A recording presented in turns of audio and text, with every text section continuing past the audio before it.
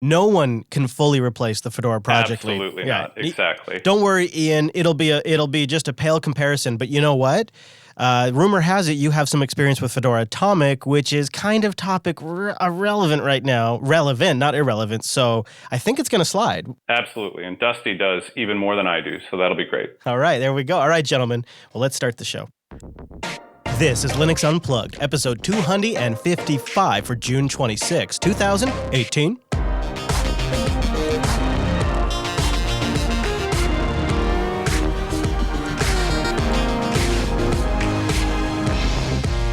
Ooh, welcome to Linux Unplugged, your weekly Linux talk show that's deploying containers with cockpit like a madman. My name is Chris. And my name is Brent. Hello, Brent. Yeah, Wes is out on vacay this week. I think he's on some kind of road trip. Who even knows? But we'll get into that. Coming up on this week's episode of the Unplugged program, we have many community announcements to make for you, including some great news for the Blender project, a little bit of a background Skunkworks project that I'm working on, a Flatpak History, and then a couple, perhaps three, maybe two gentlemen from the Fedora project. It's all still getting ironed out. Will be joining us to talk about Fedora CoreOS and many other things that are happening in the Fedora community. Plus, GTK3's got a big update. Neon's going for the 1804 push and looking for testing, but be careful before you make the plunge. Firefox is back, and they've got a lot of attention. And they think perhaps local processing, not cloud processing, might be the future of their success. And are you ready to replace MP3 at least for your podcasts? We'll tell you about a new open source codec. It's not Opus, it's not Theora, it's not Vorbis, it's a brand new codec called Codec 2. And it's designed to fit an entire long arse podcast on a floppy disk. Yeah, I said a floppy disk. I'll tell you about that. Plus, we got a new release of GitLab, and I got a small, sweet, but really kind of to the point interview with the GitLab CEO about what the hell auto DevOps is and why it's landing in GitLab.11. But Brent, let's not go any further without addressing the elephant in the room. You're not Wes. I think I sound a little different. He's probably the Seattle version of me. I'm the Northern Ontario version of him. I wasn't going to say it. I wasn't, but that is so true. So I'm really glad you said it because you guys are like, if I ever travel to Ontario, you're my guy, Brent. You're like my guy. And if anybody ever travels to Seattle, like Wes should be their guy. Not me, but Wes. But he's out like driving around the Pacific Northwest right now. And you hit me up and you said, hey, I'd love to join you on the show. And it was just the timing worked out perfectly. And the audience might remember Brent because he was on the show ages ago during Linux Fest Northwest talking about his photography workflow on Linux. And Brent, since you've done that episode, I've probably gotten an email a week asking how can I make that switch? So it seems to be an area, pro photography, where we're picking up a lot of users on the Linux side. Is that all you're still rocking Linux to do all your pro photography, still using Darktable and all that goodness? Absolutely. I don't see that changing anytime soon, and the software is just getting better and better and better. So no looking back. Yeah, I'm surprised that so many people are giving it a go. I'd really love to get more insights into that. In fact, if you're a pro photographer that has switched, I'd love to hear why. Go to linuxunplugged.com/contact. But before we go any further, Brent, we got to bring in that virtual lug. Time-appropriate greetings, Mumble Room. Hello. What's up? Hello. Hey, guys. So in the Mumble Room right now, we have Dusty joining us from the... Dusty, are you with technically Red Hat, or do you consider yourself with the Fedora project? What's your delineation there? Both. Oh, well, that's not confusing. No, I work for Red Hat, but a lot of what I do is related to the Fedora project. And if I were to leave Red Hat, I imagine I would try to still stay involved. So nothing that I do there is really tied or specific to Red Hat specifically. I mean, I could do that job for another company if I wanted to. Fascinating. And Ian was going to be joining us too, but it looks like he just stepped out for a moment. He might come back. I'll keep an eye out for him. Oh, where are you, Ian? Where are you? Oh, yeah, there you are. Jeez, I'm sorry. The screen's across. Ian, you're also over, again, same question to you. Do you consider yourself Red Hat? Do you consider yourself primarily Fedora? Explain that to me. I thought Dusty gave a great answer. All right. I think a lot of people in Red Hat would say the same thing. We can shift hats. Sometimes strategically, depending on what we're trying to argue for. Nice. So you can chew and walk at the same time of that bubble gum. I like it. Well, guys, we're going to get to the big news surrounding the Fedora project here in just a little bit, but I wanted to start with an update around Blender, because this is personally extremely interesting to me. As you recall from last week's episode, YouTube had blocked all of the Blender videos, the Blender projects videos, the open source Blender projects videos worldwide. Now, on Thursday, after the show, YouTube turned their channel back on, with the exception of one video from Andrew Price, which is still blocked in the USA. And apparently, they are requesting that the Blender project signs a new monetization agreement, which sounds really bad just in general. I mean, Brent, is there no longer a space just for uploading your stuff for free and sharing it with people? Like, isn't that still something that's worth pursuing? Well, maybe it just means you don't do it on these platforms. Yeah, maybe it does, doesn't it? Maybe it means we need things like PeerTube. PeerTube is what Blender turned to when YouTube shut down their channel, and we covered it a little bit last week, and I'm really happy to say this week that they were undergoing a fundraiser, and they reached their goal. In fact, they've exceeded their goal by just a bit. They still have 9 days left to go, and I think maybe it'd be worth kind of pushing this just a little bit further. Right now, they've raised 23,000 euros, and their goal was 20,000. With 9 days left to go, they've reached 118% of funding. But there's still work to be done. They talk about their next milestone. They say there are important features that they want to get in version 1, and those are video redundancy, so you can share bandwidth between instances or as a fallback of the original instance if it goes down, and the ability to subscribe to users and channels throughout the entire federation of PeerTube. So for those of you that maybe aren't familiar with PeerTube, I did a little deep dive this week. I loaded it up on a Fedora 28 cloud instance using Cockpit, and as you know, I love it. And you just go right into Cockpit when you have all the Docker stuff installed, and you go to containers, and you just search in there, and it will search the entire Docker hub, and it will pull down PeerTube. And you can get started with PeerTube in 5 minutes using Fedora 28 and Cockpit. It's great. And I have that running on top of a DO droplet. And I gave it a go, and it's a little rough at this point.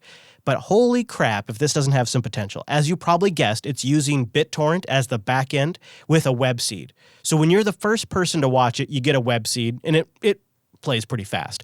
But when you're the second person to watch it, you get the web seed, and you start streaming it from the other person watching it. And I think this has massive potential for Jupiter Broadcasting content. So I wanted to load it up and give it a go. And, you know, it's early days. But, like, when do you decide to make a jump to something like this? Like, Take you, Brent. When did you make the decide? When did you say, all right, I can make a jump to a totally different technology stack, even if it doesn't have 100% everything I need? How do you make that decision, especially when it's like a creative endeavor? Mm-hmm. Yeah, I mean, it's most certainly going to be a personal choice as far as how much risk you're willing to take. Yeah, exactly. But for me personally, at least in the photography sphere, it was keeping an eye on the tools and knowing that, okay, they're in their infancy. Maybe 6 months from now, they're going to have the very basic of the tool set that I need. So for my transition, it was like, okay, this has 70% of what I use on a daily basis. Is that enough? And for me at the time, yeah, okay, 70% is enough. And maybe I can fill in with that extra, that remainder with some of the other proprietary tools for the moment as the open source or the alternative tools develop further. Yeah, so what I like about PeerTube right now is that I could self-host it. And then when I upload a video to my own little lonely self-hosted instance, it's in development. It's kind of working now. It has an announcement feature where it can announce it to the rest of the PeerTube network, which are a bunch of federated servers. And so you could be a member of one server, and if you have everything turned on right, and that server has everything enabled, you can cross-pollinate the content options, which sort of addresses this issue when you go self-hosted about discoverability. That's one of the things that's really driven GitHub, is that when you move to GitHub, you automatically get discoverability. People can search and find you in one central location. And when you switch to GitLab or your own self-hosted repo, you kind of go off the grid a little bit. And that's why Jupiter Broadcasting has always published to YouTube and to Google Play and to iTunes and Stitcher and all of the other ones, because you got to go where the audience is. But this sort of squares those two things. PeerTube is letting you self-host while also spreading the word when you have new content available. And I'm kind of all in. I'm thinking about ways maybe I can contribute to the project financially. Jupiter Broadcasting as a company, I mean, not me personally. And I've played around on a container, and it is at a stage right now where it needs more of my attention than I have time to give it. It's a little rough, and it's going to have more updates.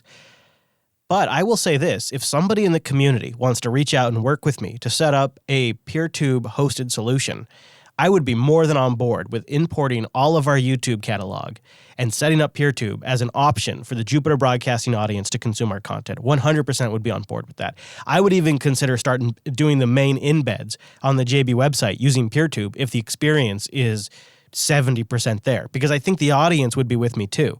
So if this sounds appealing to you, setting up a PeerTube server on a DigitalOcean droplet or something like that and working with me over Telegram, I put this out there to the community right here and right now.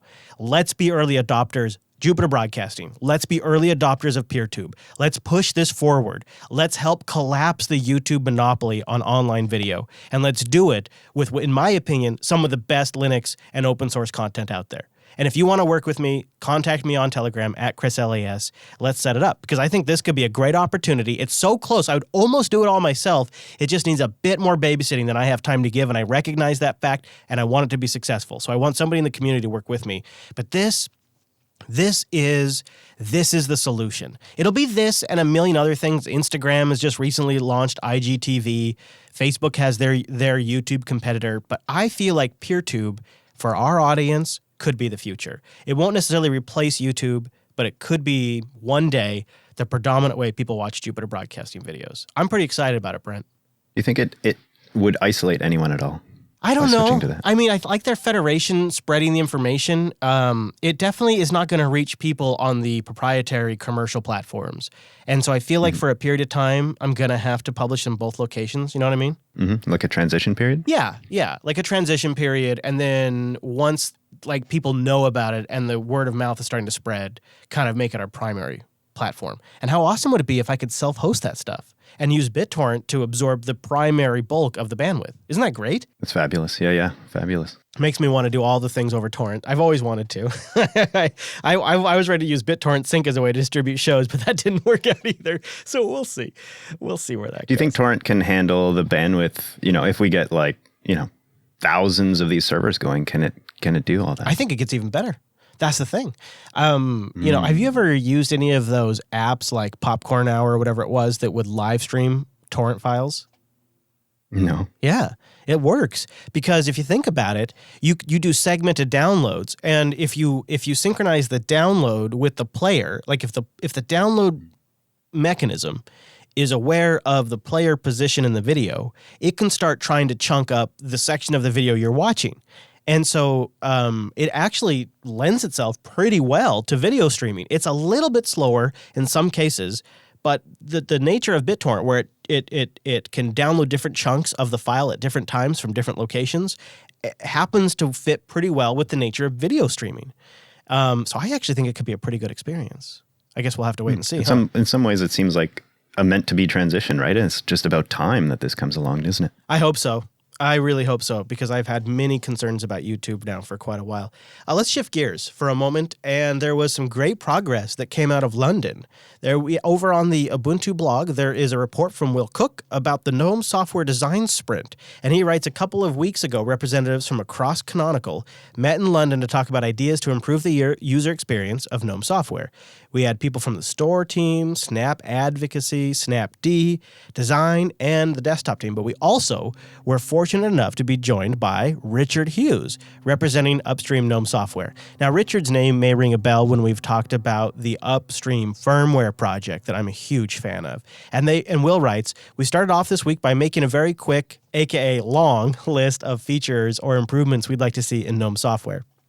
They broke it all down, did a big whiteboard session, and some of the things they talked about were adding a verified publisher's identity to GNOME Software to show where a publisher has undergone some kind of formal checking, so you can be assured that they are who they say they are.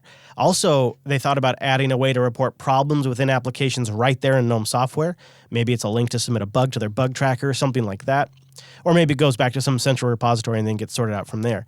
They also had whiteboarded some better layouts and the ability for publishers to add extra theming and artwork to their application page. So you could have, for example, FileZilla could have some slick branding when you click on the FileZilla icon. Also, they worked on a refreshed home screen for GNOME Software to surface new applications, application add-ons that are related to things you already have installed, and news and updates for your favorite applications from the software developers. Their initial designs are going to be added to GNOME's community design pages on the GitLab, just to get feedback and things like that. And then hopefully they'll begin engineering work, and it'll be done to a branch that's upstream of GNOME Software and be proposed for upstream and general inclusion if all agreed seem to like it. Interesting that these sprints are still going on now that we're done with 1710 and 1804. It's an interesting thing that happens is different commercial interests, in this case Canonical, who has a pretty wide interest in GNOME Software, will bring folks in to sort of forward the things that they see are critical. And then it's kind of up to the rest of the community to adopt their changes. And this is sort of the groundwork where forks begin. Not necessarily where forks happen, but this is sort of the groundwork where forks could begin. Say Canonical really gets invested in some of these changes, like publisher verification, which is a pretty good one, especially after the Snap Store stuff and the Docker Hub stuff we've talked about recently. That's a pretty good one. But maybe for some reason, let's say GNOME Upstream doesn't like it. Now Canonical will have a decision on their hands. Do we fork our version of GNOME Software, which will be superior? Or do we go with Upstream, stay upstream, keep it simple, but lack the features we want? It's kind of a interesting semi-uncomfortable situation that crops up in open source development. You agree, Brent? I do, but in a way, it also allows us a whole bunch of different options, right? If there's two camps that are in this stuff every single day who feel differently about a project, certainly there are other users out in the world who do as well. So to have two options sometimes is the best. It is sort of an organic way to let things work out. Sort of a evolution versus intelligent design, if you will. And whichever one's stronger in the marketplace sort of wins out. I know myself, I want to see continued improvements in the way I can ingest Flatpaks and Flatpak repositories and snaps.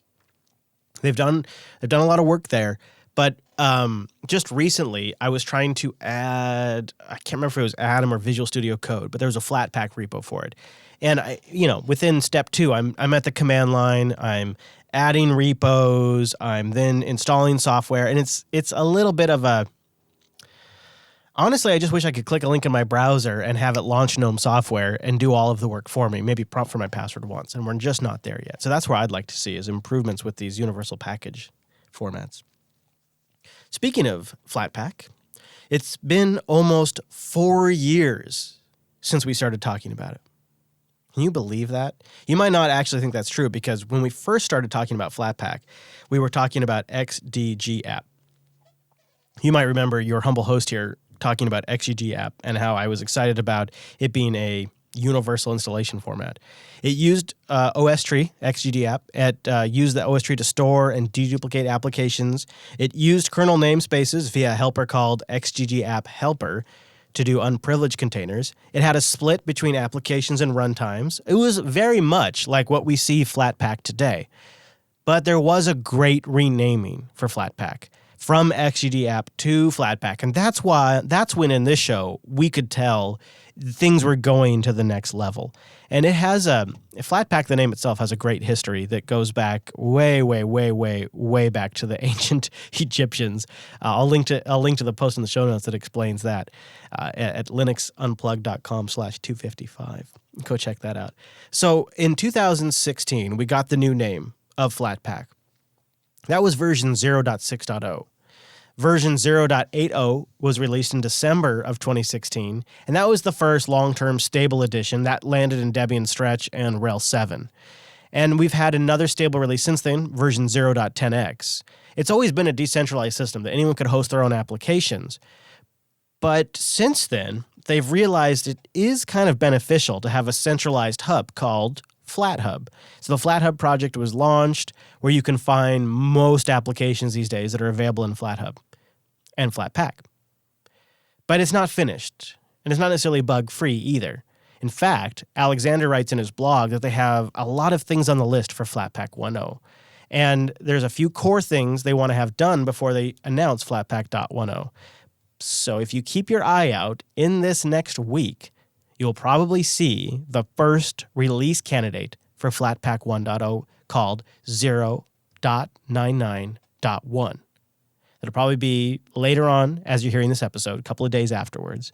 And then later this summer, we're going to finally get version 1.0 of Flatpak.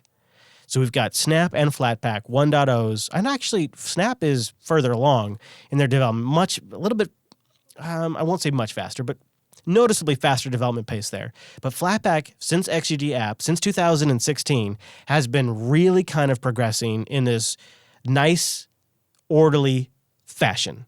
And the summer is going to be the summer of Flatpak. This is going to be a big summer for both of these formats. And it's just a couple of months away. And soon, some of your favorite applications will be packaged up if they haven't already. As I wrote these notes for this show, I realized I was using a Snap of Telegram. I'm using a Flatpak of my editor. I can't remember when I even installed that. I'm using an app image of Etcher. Like, I have all of these different applications I use on a daily basis that are installed using these universal package formats. And what we've ended up with is like 3 instead of 1. Really, it's 3, because you got to include app image in this conversation. Is 3 manageable, Brent? What do you think? Is that too much? Or is 3, if we just landed on 3 solids for application delivery, is that good enough? I guess let me throw a question right back at you. Do you see anyone pulling ahead, or is it kind of everyone's keeping the same? I kind of feel like it's different use cases are emerging. So you're answering your own question. Like, snaps are emerging as a great solution for complicated commercial applications or applications where you really want to have a high availability of discovery. Flatpaks have been extremely useful for, like, for example, I run on some systems a development build of gedit, and I use a Flatpak to do that. That's really nice. It's like Flatpaks, to me, are in a way what PPA should have been all along. Like, Canonical tried out PPAs, and it kind of sucked as far as I was concerned. It was great for a lot of users. I didn't like it a lot. Whereas Flatpak is like the perfect PPA. If I could have had PPA as this, I'd have been a lot happier with it.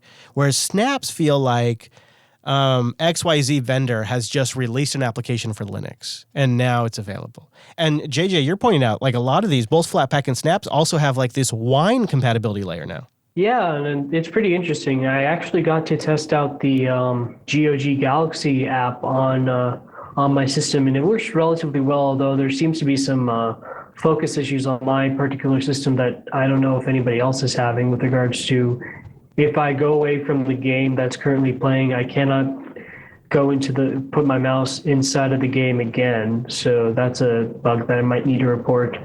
But it sort of is interesting because I wouldn't need to have any sort of complicated setup of Wine in order to run all these applications. And it sort of gives me a little bit of hope for Linux for users such as myself who have infrastructure / universities that refuse to quote unquote officially support Linux.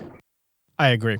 Yeah, it's been nice. And the bundling of like a compatibility layer. In the case of Skype, one day it's going to be to fix audio issues. In the case of some others, it's to load a Wine library. It's very useful.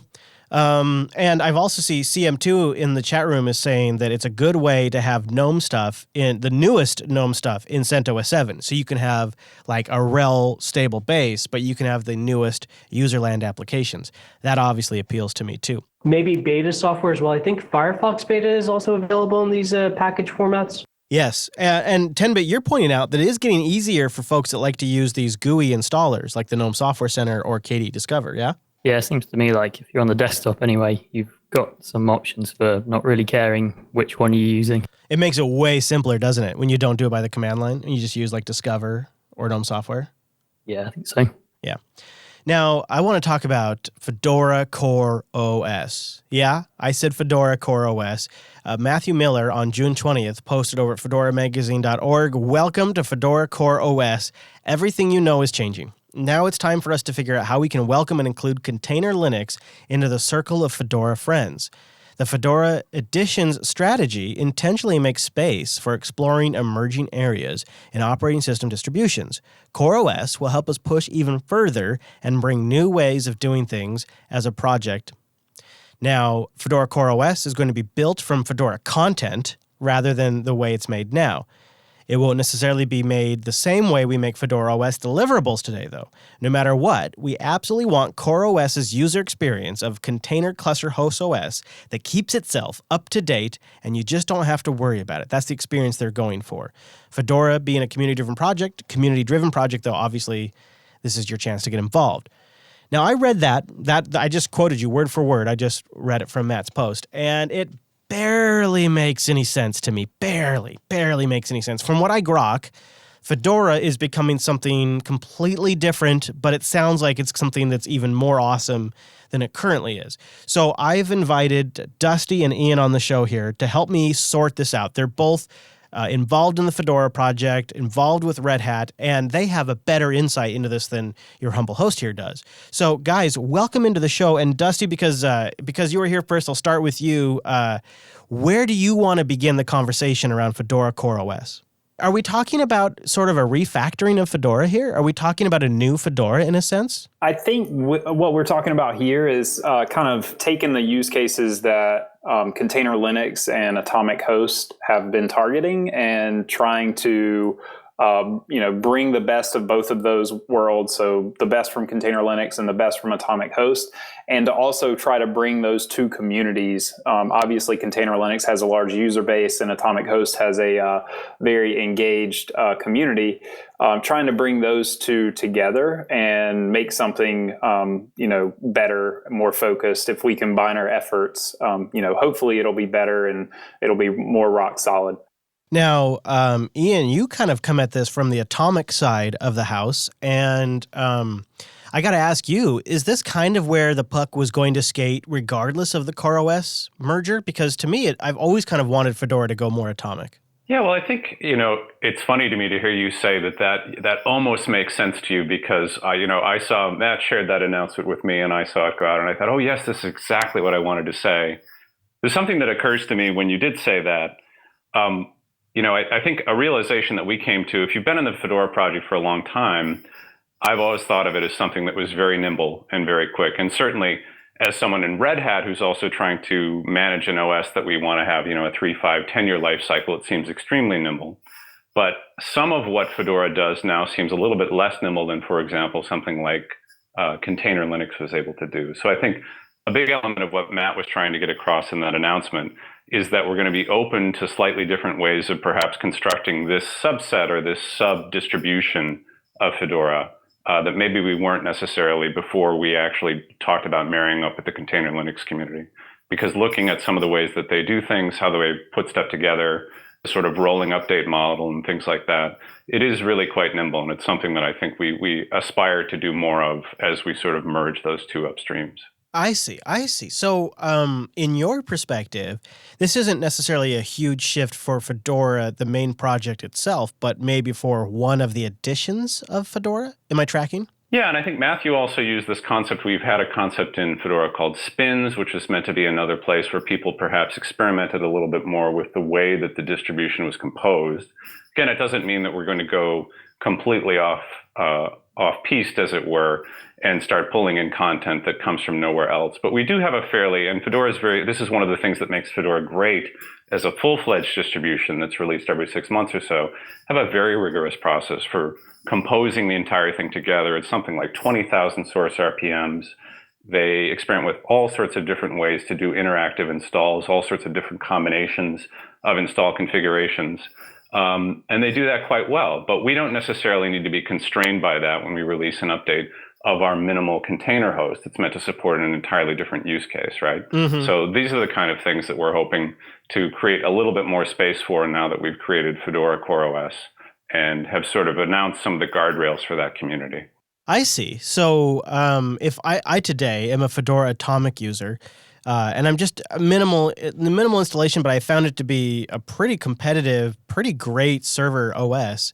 What should I expect now as a Fedora Atomic user? What like long term, what kind of shift should I expect here? Because it sounds like CoreOS and Fedora Atomic had a lot of the same goals in mind. So as a user, essentially what I'm trying to get out of the project sounds like it's staying the same, but some of the technical implementations might be shifting. This is where I get to sign Dusty up for whatever I want, since I've told you what to expect on there. I love it. Dusty, I'm going to give him a second to try and compose an answer to that too Good luck, Dusty. Before I write my wish list. Yeah, what do you think? Is this as a Fedora Atomic user, should I be a little concerned that the thing I've just started to fall in love with is about to change from what I come to expect? I don't think so. I guess it depends on how you look at it. But like I said earlier, we're trying to take some of the best technology from both. So one thing that container Linux users really liked is Ignition, which is kind of like a early bootstrapping tool that runs in the initramfs. So if you've ever tried to add a new systemd unit to your cloud instance using Cloud Init, you realize that adding a systemd unit via another systemd unit is actually it gets pretty hairy pretty quick. So running and modifying the system in the initramfs before you switch the root is actually pretty powerful. So that's one thing that we're kind of carrying forward. Another thing is some of the update technology behind container Linux was forked off of Chrome OS. And it's something that had not been, maintained very well. And it was kind of something that was a little more scary for some of the container Linux maintainers. However, RPM OS tree and OS tree, we have some of the core developers for that technology in-house at Red Hat. So if there are things that we need from those technologies in the future, new features or whatnot, we can easily add them because we have the people, the expertise there. Oh, yeah. So as far as Fedora Atomic goes, it will actually continue. There will be a Fedora 29 release of Fedora Atomic. After that, Fedora CoreOS will take over. But in the long run, it's not going to be much different than what you have today as far as if you know RPM OS tree already. Okay. I'm gonna put Dusty on the spot here and say, Dusty, would you anticipate that there's going to be a continuous upgrade path between, say, Fedora 29 Atomic host and whatever comes out of Fedora CoreOS? Is that already something we're thinking of as a goal? I think it might be possible. I just don't want to commit to that. Interesting. Okay.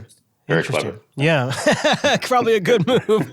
Yeah, what we're doing as part of this, merging of the two communities as well is looking at it as an opportunity to get rid of bad design decisions that we may have had early on. Uh-huh. And if we get to a point where we decide, hey, there's this change that we want to make that means that we couldn't, in place upgrade Fedora Atomic host to Fedora CoreOS, now's the best time to do it, right?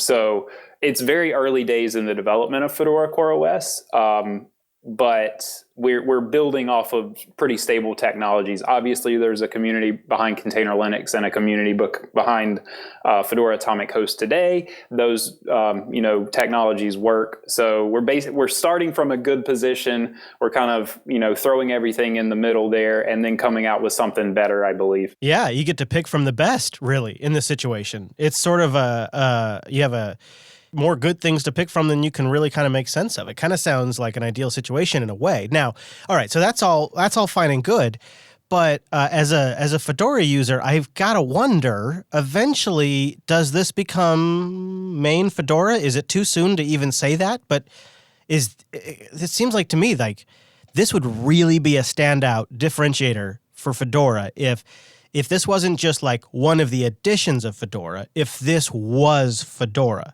Right. So I think at least the way I think about it. So, for example, we have Fedora Atomic Host, right? We have Fedora Workstation. We have a new Fedora IoT edition. We have Fedora Server. The technology behind Atomic Host and the technology behind upcoming Fedora CoreOS is already starting to branch out into some of those other editions, right? So, for example, Atomic Workstation, which was rebranded as Fedora Silverblue, uses RPM OS tree and OS tree in the background. So you've got your, get for your operating system like approach with the transactional updates, but it's just a different package set, right? So to answer your question, is Fedora CoreOS the future of Fedora? I think Fedora CoreOS is more or less an addition of Fedora, but the tooling behind it, right? The tooling behind it, what we were doing with Atomic Host and what we're doing with Silverblue today is possibly the answer to your question. Is that the future of Fedora, right? Because, could Fedora CoreOS be the future of Fedora? Well, there's a lot of users that use Fedora as a workstation, and Fedora CoreOS, we're not including, GNOME, right? Yeah. So that's kind of hard to answer that question unless you look at it, is the underlying technology the future? I think that is an open question, and it will be interesting to see what happens there. Yeah, that's kind of where I was going. Exactly. It seems like that fundamental technology that's making this such a great option would be just as useful on the workstation.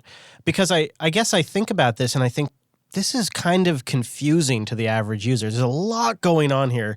It's not like OpenSUSE levels of confusing yet, but we're like getting there. And I wonder, this is kind of a nebulous question. I don't know if it's better for Ian or for Dusty, but how much do you guys give thinking to the messaging around all of this and the end user's ability to track this?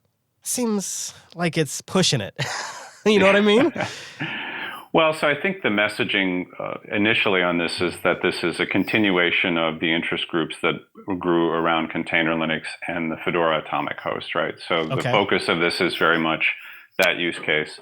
I would reiterate Dusty's point is that the idea of having a largely immutable host with this sort of atomic update has at least two other major applications that people are able to experiment with within Fedora, what's now called Silverblue, and some initial work on IoT. And I think that's a very natural way for it to be allowed to develop sort of in parallel with contributions coming across where there's commonality, like, again, at the OS tree or RPM OS tree level. Yeah. But if you're a Fedora user and you're confused by this, but you haven't been involved in the Atomic Host project and are not interested in containers, it's probably not an area that you need to be looking at right now. But if you were part of the communities that were interested in container technologies, if you're interested in container orchestration, or if you were actually part of the Atomic Host community or container Linux on the CoreOS side, then I hope you're not confused by Matthew's announcement. And get involved, right? Yes, please. Yeah. That's what I like the most about what you guys are doing, really, is because in a way, and my co-host on Linux Action News pointed this out to me, it was obvious, but I hadn't thought about it. This could trickle upstream to RHEL eventually, what you guys do here, yeah? So it's a way for the community to impact RHEL, which is one of the largest commercial and open source products in the world. Yeah, and I would say that that's true of many things in Fedora, and that's quite explicit, so. Yeah, fair enough. Okay, so I don't know if this is a Dustin or Ian question. Dusty, maybe this is more towards you, but can somebody explain to me what the difference between a Fedora project leader is and a Fedora program manager? Because you guys just got yourself a program manager over at Fedora. It looks like it's Ben Cotton, and he is pretty excited to take the new role on. But what is a program manager, and what's that all about? I'm not sure exactly. I imagine the Fedora project leader is more of a community-facing, let's kind of organize and get people inspired to contribute and collaborate. And the program manager is probably more, looking at what's coming down the pipeline. Do we have people working on these things? Are we going to be able to, get this feature into Fedora 29, that type of thing? Yeah, so very much sort of like a sort of herding the cats role, which can be a absolutely full-time position. In fact, it can be one of the most arduous positions. So herding cats in the community, fun. Oh, I can imagine. Let me tell you, Dusty, I can imagine, and it is a pain in the arse. Let me tell you, it is the hardest thing I do For 12 years, maybe 13 years now of podcasting, it is the hardest thing I do. So it does take some serious dedication. Well, guys, is there anything else around this that we should talk about? Anything else you think the audience should probably walk away with knowing about the recent announcements, the merger of Fedora and CoreOS? Is there kind of like a takeaway that you want to make sure you hit on? I would say that we're deadly serious about the ability for people who want to get involved in the community or are already involved in either of these two communities to come on board in the sort of early requirements gathering phase of this. We have a number of, I think, interesting avenues of exploration right now that we're going down, and we would love to have people come on board. Yep, and I believe we'll have our first community meeting tomorrow. I think we're going to try to have the same time slot as what we were doing for the Atomic community meeting, which is Wednesdays at 16:30 UTC. But we'll see. We should have our first one tomorrow. So if I wanted to get kind of in the ground floor level, wanted to maybe influence some of the decisions, is that sort of the first thing I should start attending? Is that Wednesday meeting and start contributing there? Yep, that's a good place to start. But if you're not able to come there, we have a mailing list. We have a discourse set up for discussions. Really, there's a lot of different ways to get involved. We have an IRC channel. If you have any questions and want to get involved, drop by our IRC channel and we can point you in the right direction too. Awesome. Guys, here's what I love about what's going on. First of all, it really is something where Joe sysadmin can get involved, or Joe developer can get involved and push the direction of this thing, which eventually will trickle upstream to Red Hat Enterprise Linux, which is, that's remarkable if you think about it. That right there itself is remarkable. But the other thing I really like about it is this is about as transparent as it can get. I mean, I appreciate and understand there was some, business sales and behind the scenes stuff that had to happen, but really, even before this thing is completely formed, you guys, two of you, Ian and Dusty, are on the show. Matt was going to make it, but he couldn't. Three of you were going to be on the show to talk about this. The blog posts are out there. The weekly community meetings are happening. This is about as transparent as it gets with something like this. And the reason why I think it's worth underscoring that a couple of times is this really will affect the industry. It goes from Fedora and it trickles down to so many systems, so many enterprise-grade systems, the things that people in our audience make their living off of. So I really appreciate you guys taking the time to come on the show and helping me wrap my brain around it because it's part of that transparency. So thank you, Ian and Dusty. You guys are totally welcome to hang out with us. We're going to keep going. All right. Thanks for having us. Thank you, Chris. Yeah, so let's talk about GTK3 for a moment because it hasn't gotten a lot of attention for a while. GTK4 has sort of been the new big promise, and we've all kind of been holding our breath. But it's taking a little bit longer than initially thought. So over on the GTK Plus development blog, we have ourselves a post from Mr. MC Layson.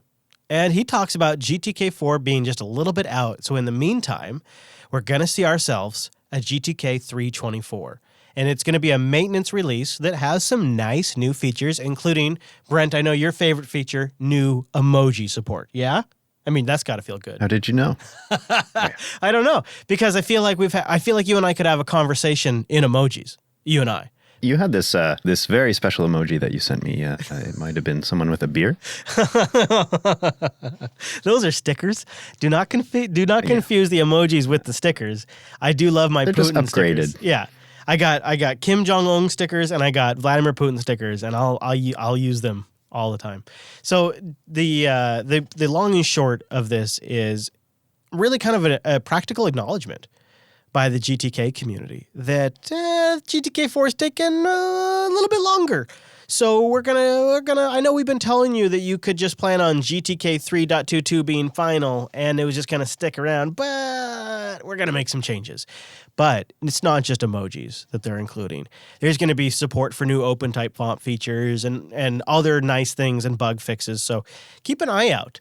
The GTK3 cycle is still alive, and I wanted to give you just a heads up about that. Another bit of community news for those of you that are running KDE Neon.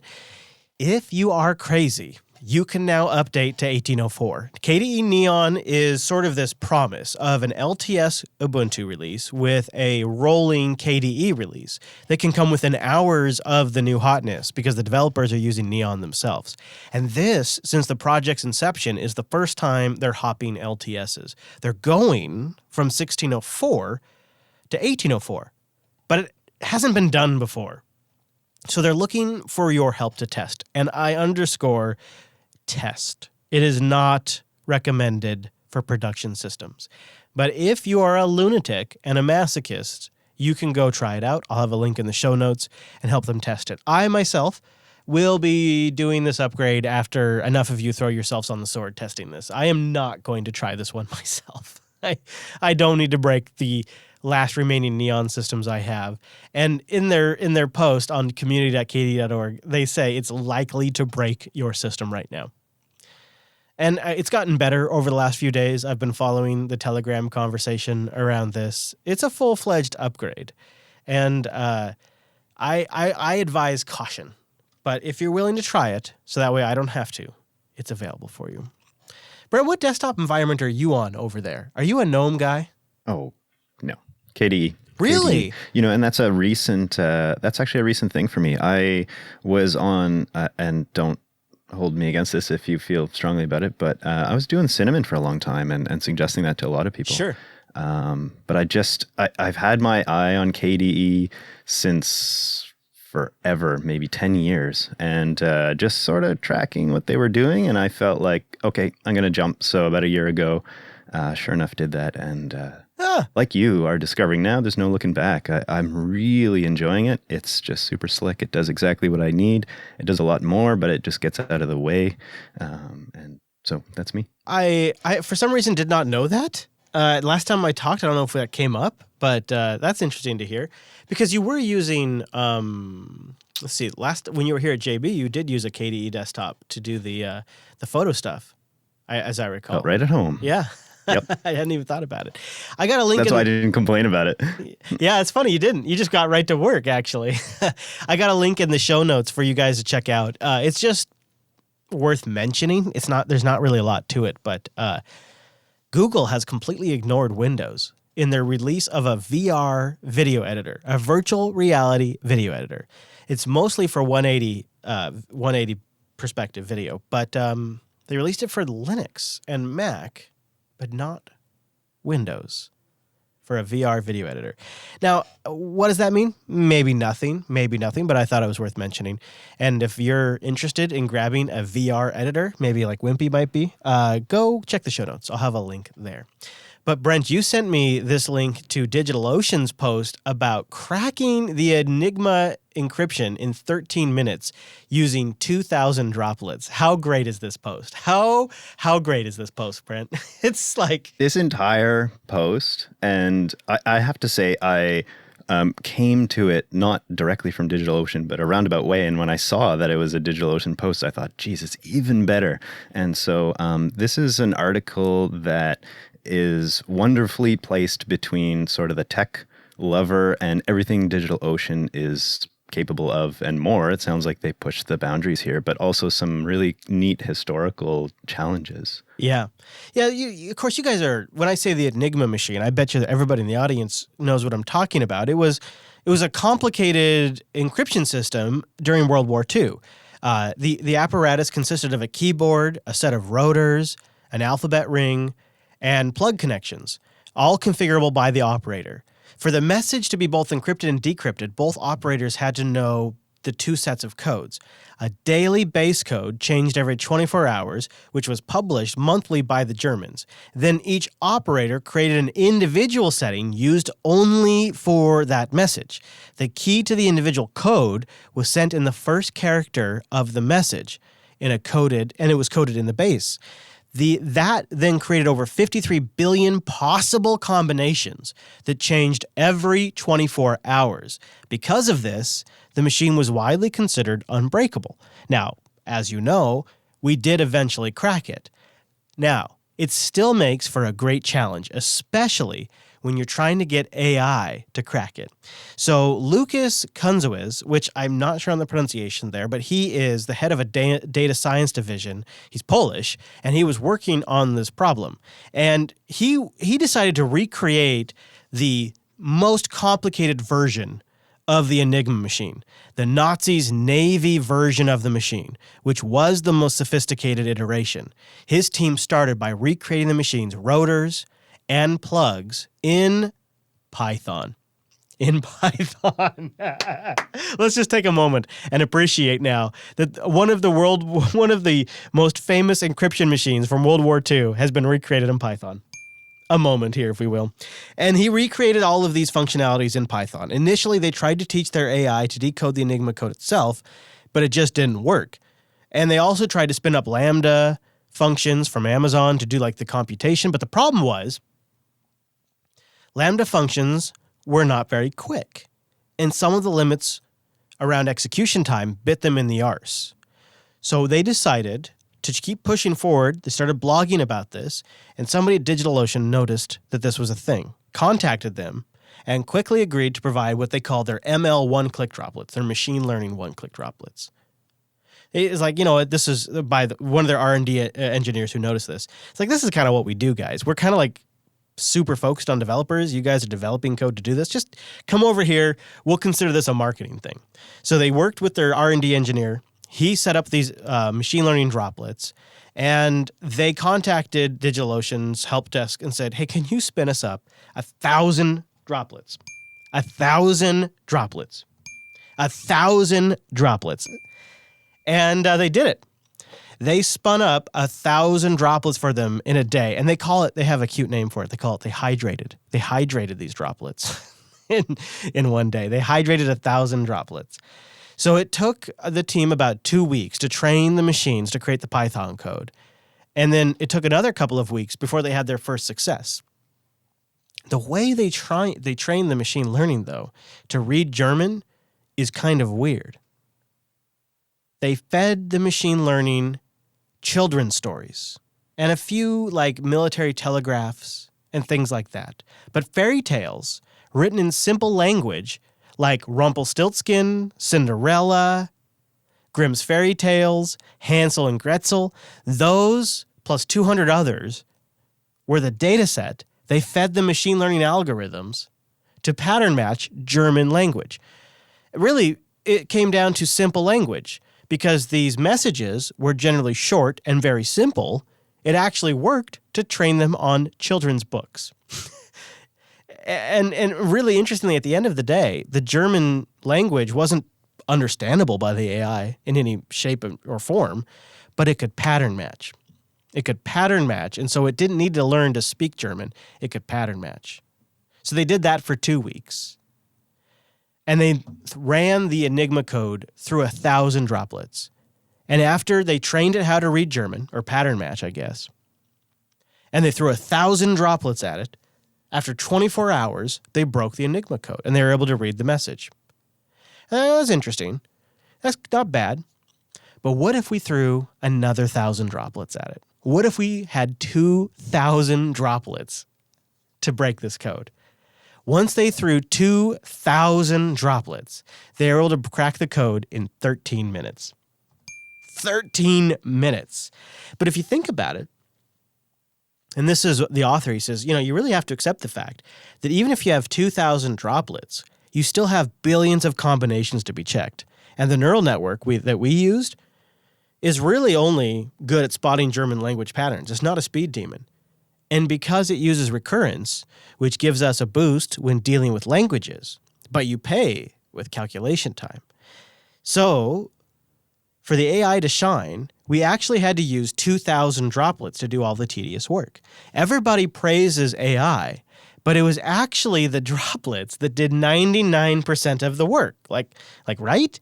We wrote one minion in Python, and then DigitalOcean has a very nice API for storing images.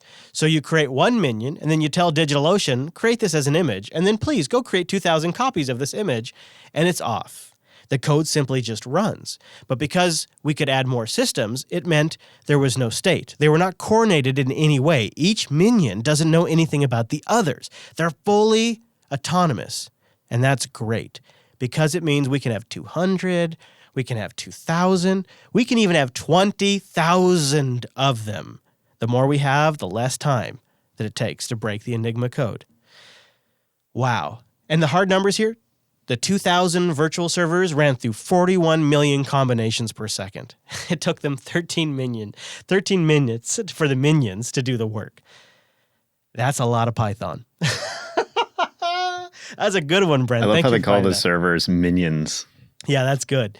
That's good. And it really shows you how easily that these things are going to be cracked in the future. When you can just deploy 2,000 droplets, it's just a whole nother game. It's really a whole nother game. Why don't we mention DigitalOcean right here, right now, do.co/unplugged. That's where you go to get a $100 credit, do.co/unplugged. Now, DigitalOcean is an easier way to deploy servers. Let me move that mic there. It's a way to get infrastructure on demand. Now, I could tell you that, but why not have the professionals with great voices tell you? DigitalOcean's cloud computing platform was designed with simplicity in mind, giving development teams the ability to easily manage infrastructure. That's why thousands of businesses around the world are building, deploying, and scaling their applications faster and more efficiently on DigitalOcean. Using our simple control panel or API, you and your team can seamlessly go from deploying to scaling highly available web, mobile, PaaS, DBaaS, or machine learning applications. In just a matter of seconds, quickly set up one to thousands of virtual machines, easily secure servers and enable performance monitoring, and effortlessly attach more storage. Plus, you'll always know exactly what you'll be paying every month with a predictable flat pricing structure across all global data center regions. By using DigitalOcean, you'll get the infrastructure experience that development teams love with the features your business needs. Sign up for DigitalOcean today and experience simplicity at scale. It's true. My favorite rig is 3 cents an hour. They got these flexible droplets now, do.co/unplugged to get a $100 credit. They have a great setup with a fantastic dashboard. Also, a big thank you to DigitalOcean for sponsoring the Unplugged program now for years. And while I'm giving out thanks, let me thank Linux Academy. linuxacademy.com/unplugged. That's where you go to learn more about their platform and sign up for a free 7-day trial. It's everything you need to learn about Linux and all of the stuff that runs Linux. And if you've been a subscriber for a while, buckle up because your membership is going to get way more valuable. In July, they're launching 150 new challenges and content and courses. And some of the new topics they're launching are going to get your attention. I know you've been thinking about security a lot lately. So have I, and so has Linux Academy. And they're stepping up. They're also helping you get a Salt Stack certification and the Red Hat certification of expertise in virtualization and architect full support. They also have an AWS security specialist certification courseware now, and speaking of Lambda, a Lambda deep dive. And that's like 4 things out of over 150 new things that are launching at Linux Academy. They're going crazy. They're going nuts. Linux Academy is blowing out the doors. Crazy Linux Academy is going to give away a 7-day free trial too when you go to linuxacademy.com/unplugged. Now they're doing a live stream to celebrate the big giveaway, and I just am super nervous about this. In fact, I'm going to fly down to Linux Academy. They're going to pay for it, but I'm going to fly down there to help make sure the stream goes well because it's all on Linux. It's the whole new OBS setup that I did for them. And now they're going to do this big content launch on the OBS system. I'm a little nervous, but I'm also crazy excited because I've heard what they're working on. I saw the effort. And I'm going to go down there because they're not paying me to do it other than paying for my flight because I just really am excited about what they're doing. I think it's great. And it's going to bring even more people into Linux and open source. So linuxacademy.com/unplugged is where you go to get started. And then you can also read over on their blog about all of the new stuff that's coming. It's a big deal. And I'm going to be there to help them announce it all and grok it all.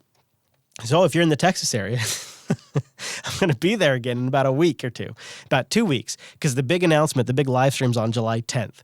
And I'm going to get down there around the 8th or so in the Dallas area, and I'm going to need to have dinner on the 9th. So if you're in the area and want to get dinner July 9th, let me know. I'll be in the Dallas Keller area. Fort Worth, really. Let's do it, because I'm going down there again to make sure this thing's a success, because damn if I'm not going to switch a company to Linux and then not back it up. So I hope you tune in live to watch how it all goes. And if you're a Linux Academy subscriber, or if you're not one yet, go check it out, linuxacademy.com/unplugged. Also, a huge thank you to Ting for making my entire road trip to Texas and back possible.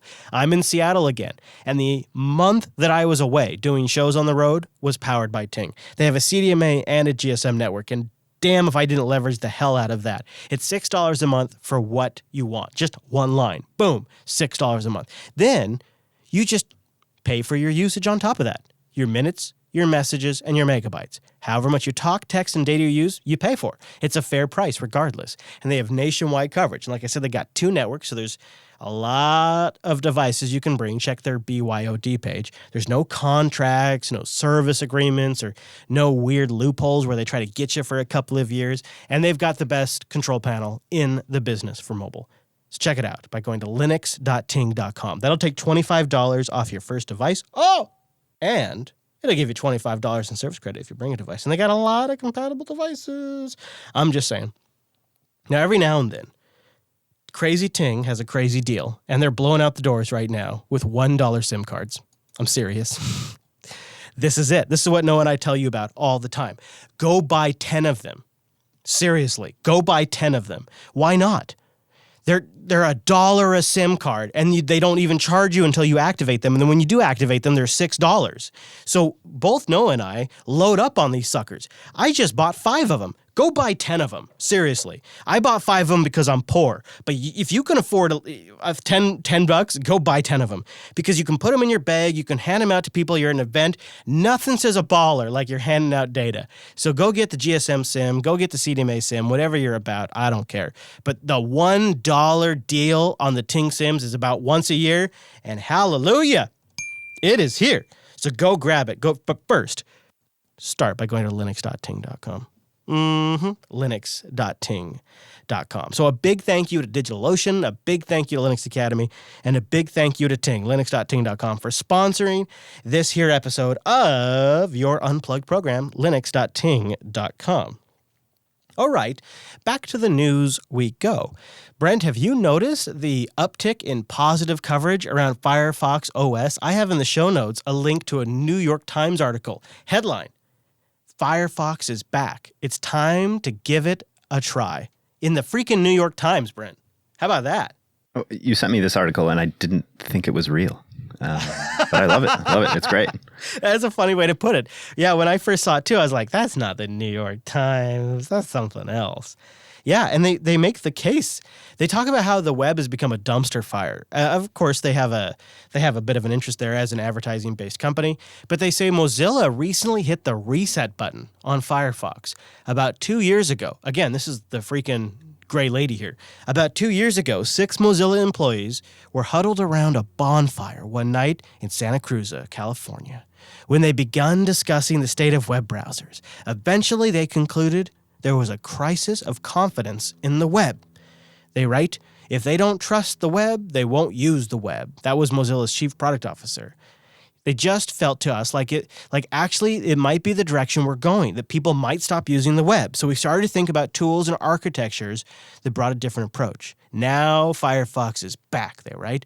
Mozilla released a new version late last year, codenamed Quantum. It's sleekly designed and fast. Mozilla said the revamped Firefox consumes less memory than the competition, meaning you can fire up lots of tabs and browsing will still feel butterly smooth. That's about as positive as it could possibly get when you got the old gray lady writing about a web browser. Don't you think, Brent? Like, that doesn't get any better. It feels to me like it's not actually the New York Times that wrote that. And they just write it. It feels like, oh yeah, this is easy content, feels really good. You know, we're getting an audience that we don't typically get. So maybe it's a win for everyone. The Verge has got a podcast, and in their podcast, they had an interview with the Pocket CEO. Pocket, as everybody knows, is baked into Firefox now. So Nate Weiner went on the new Verge podcast, the Converge podcast, and he said that they're going to try something radical, something new, something unheard of in the industry. They're going to process your local data to figure out what you like. What? By analyzing the articles and videos people save into Pocket, Wiener believes the company can show people the best of the web in a personalized way without building an all-knowing Facebook-style profile of the user. They call it a personalization system within Firefox, and I grabbed a clip from that interview in the Verge podcast. Yeah, we're testing this really cool personalization system within Firefox where it uses your browser history to target, like personalize, but none of that data actually comes back to Pocket or Mozilla. It's all happens on the client inside the browser itself. Because like there is this notion today, I feel like that, and I feel like you saw it in the Zuckerberg hearings. It was like, oh, users, they will give us their data in return for a better experience. And there's like, that's the premise, right? But we feel like, yes, you could do that, but we don't feel like that is the required premise, that there are ways to build these things where you don't have to trade your like life profile in order to actually get a good experience. Oh, if that isn't music to my ears. So they can use what people are saving to Pocket and your local browsing history and do the computation on device, which he goes on to say later in the interview is how they're doing it. They're looking at your web browsing history on your device, all local, none of it's being sent to Mozilla, and comparing that with what people are sharing in Pocket, or saving, I should say, in Pocket, and without ever having to build a huge online profile of you, they're able to determine what you might be interested in. I love this. I know Pocket is controversial, Brent, but I love this. It sounds almost like they're pushing in the right directions, right? It's a nice mix of features that they're offering the user, but also some privacy consciousness that is refreshing, really. Yeah.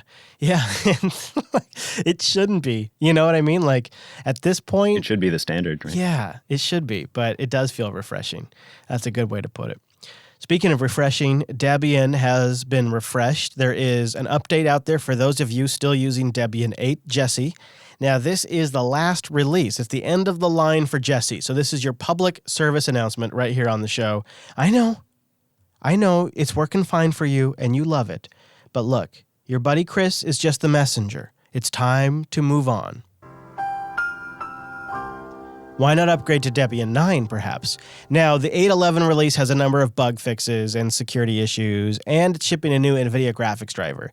So you get some life out of it, but it's the end of the line. It's really time for those of you still running Debian Jesse to upgrade to version 9. Because really, in terms of Debian, 10 is just around the corner. Buster is kind of tentatively scheduled for like a release from a year from now. So it's time to upgrade on the Debian scale of things. Now, I don't think there's much wrong with MP3 these days. Now that the patents have expired, I'm more of a fan of MP3 than I ever have been. You combine that with the crazy industry support from services to hardware that MP3 seems to enjoy, it's never going to be replaced, even when something better comes along, perhaps like Opus. However, there is still a gap in the market for like audiobooks or like really long podcasts, 2, 3, 4 hour podcasts or longer. There's not a good codec for that. Opus isn't great for it either. And our friends over at Alphonic, which I'm going to tell you more about here in a moment, you can find it at auphonic.com. Alphonic, it's German. Have an idea called Codec 2. Codec 2 is an open source designed for speech, and it aims for compression rates between 700 bits per second all the way up to 3,200 bits per second. So it's really, really low bandwidth. The man behind it is David Rowe. He's an electronics engineer currently living in South Australia. He started the project in September of 2009 with the main aim of improving low-cost radio communications for people living in remote areas of the world. With this in mind, he set out to develop a codec that would significantly reduce file sizes and bandwidth required when streaming. It's checking some boxes. Rowe's perceived applications included VoIP trunking, voice over low bandwidth, HF and VHF digital radios, as well as worldwide remote area communications, including military, police, and emergency services. But Alphonic believes that it could be used for long podcasts, presentations like talks, at events, and audiobooks, allowing for low storage and minimizing the effect of bad network connections. I think this is great, and I want to tell you why I'm giving this so much credence. It's from Elphonic, and these guys, they really know audio. They know audio so well that at the beginning of this year, I switched out the entire Jupiter Broadcasting backend encoding system to Elphonic. You probably noticed this maybe if you have a really tuned ear. Our compression has sounded better recently in the last 3 or 4 months. You've also probably noticed chapter markers in our podcast, like this very here podcast. Chapter markers and those features. Also the new YouTube videos that YouTubers don't really like, but the ones that are automatically generated with our album art that get published to YouTube automatically from the main edited podcast file. All of that is powered by Elphonic, the service we are using now. That was the final piece that made us 100% Linux too, by the way. I do plan to document all of this at some point for the studio, but the last bit when we converted the entire studio over to Linux was we still had a Mac in the role of editing and encoding for commercial software purposes, for editing, and encoding purposes for software that could add chapter markers. We were able to convert the editing, and now we have been able to convert the encoding using Elphonic. And I can tell you, as somebody who's been encoding podcasts for 13 years, these guys have a great algorithm. They have a great sound. They have a great system. It's a super good service that does way more than just encode and upload video. It does way more than that. And if you're a podcaster and you're struggling with chapter markers and you're struggling with audio encoding and you want to publish to YouTube and SFTP and other services like Libsyn, check out Elphonic, AUPHONIC.com. Not open source, but the backend runs on Linux, and they make it possible for us Linux podcasters to do a complete 100% Linux solution. And now they're throwing their weight behind Codec 2, the podcast on a floppy disk codec. I'm all about it. I love Opus. I love MP3. I even think AAC is great. But there is room for that audiobook length podcast or audiobook that is just super long, 4+ hours. That's where our current codecs just kind of fall down. What do you think, Brent? Am I crazy, or is this something you've run into yourself? Well, some thoughts I had around that was building giant libraries for ourselves. If we're collecting content, especially audiobooks are getting everywhere these days, and sometimes that's the limit on some of these devices that we own is space, right? And so if you're able to hold, let's say, a whole year's library worth of books, audiobooks on the devices that you take on a plane or something like that, then all of a sudden you don't need to buy devices as often, perhaps, if that's your main limitation. I know a lot of if you just want to archive everyday users. Fair enough. Yeah. Yeah, you just want to have your own big library of. I probably own 300 Audible books, and it's not lost on me that they're all wrapped up in the Audible DRM. If there was a solution that wasn't Windows-based to rip that DRM out, I'd probably rip it out and just store them somewhere. And if I had a codec that was better for keeping them long-term, I absolutely would use it. So that's a great point. We're almost done. Just one last story for the day. I wanted to talk about GitLab because after Microsoft's purchase of GitHub, it's been a huge, huge topic of conversation. And without missing a beat this week, GitLab announced that they're moving off of Azure and they're switching to Google Cloud, which I think makes a lot of sense. But they've also released their Auto DevOps management system. Now, that sounds fancy, right? Auto DevOps. I didn't know what it meant. So I had an opportunity in last week's Coda Radio, episode 313, to ask the GitLab CEO, what is Auto DevOps? In our interview with him, and here's what he had to say. Now, a little birdie tells me, speaking of some of those features, that there's something called Auto DevOps that's coming along, and I was wondering if you could share a little details about Auto DevOps. Yeah, so we're really, really bullish on Auto DevOps. On a week from now, June 22nd, we'll release GitLab 11.0, and Auto DevOps will be generally available. And what you do is you just push your code, and GitLab does the rest. It will build your code, run your tests, check the quality, do static application security testing, dependency scanning, license management, container scanning. It will boot up a review app, kind of like a staging environment per merge request, dynamic application security testing, and deploy it it will do browser performance testing, and it will do monitoring of all the vital metrics. So all of that just by pushing your code, nothing to configure. We think that is the future, and we're really excited about having it out to the world. Doesn't that sound fascinating? They're just hustling. That was a great interview we had with the GitLab CEO. Go check out coder.show/313 if you'd like to get the entire thing. Sid is really sharp. And he talks about how 100% of the GitLab staff are remote. And of course, because it would be negligent if I didn't, I asked him what his thoughts were on the whole Microsoft purchasing GitHub thing and how that is going to affect GitLab long term. So again, go check that out, coder.show/313 if you want to hear that full interview. Brent, man, thank you for making it today. I don't know what your availability looks like, but if you are around next Tuesday, I would more than be happy to have you join us again. I don't see any reason not to hang out with everybody on Tuesdays. Attaboy. You know what? Everybody should have that philosophy. In fact, you could. If you go over to our IRC room, you can get the secret details. But if you just Google Jupyter Colony Mumble, you'll probably find it. But if you're in our IRC room, irc.geekshed.net, #Jupyter Broadcasting. You can chat during the show, and you can also do Bang Mumble and get the Mumble info. And then you can join our virtual lug, just like many folks did, like Ian and Dusty and many others.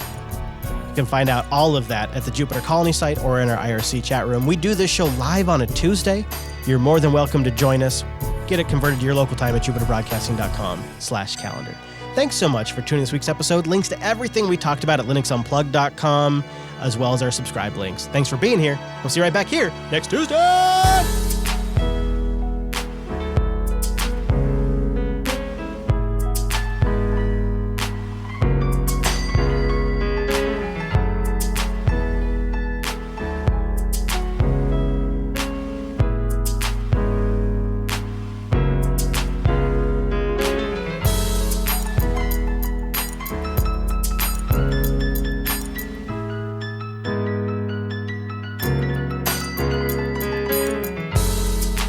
The Unplugged show.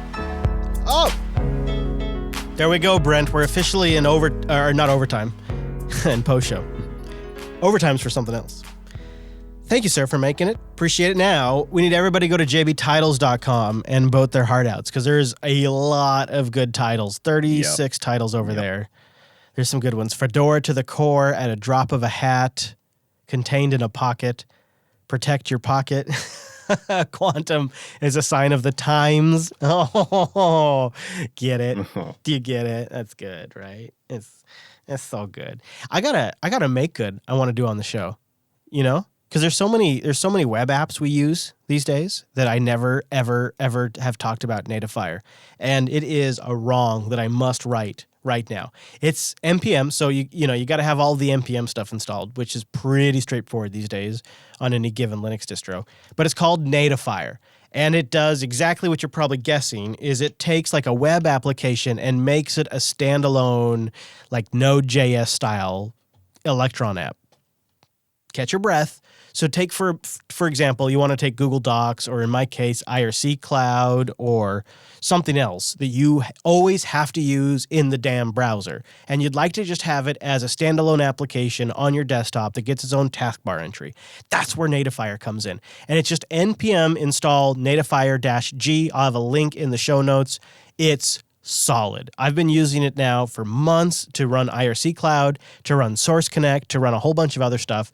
I just want to give it a plug right now. Native Fire, if you're stuck using web applications that you really would rather have their own damn desktop entry, check out Native Fire. I think it's pretty good stuff.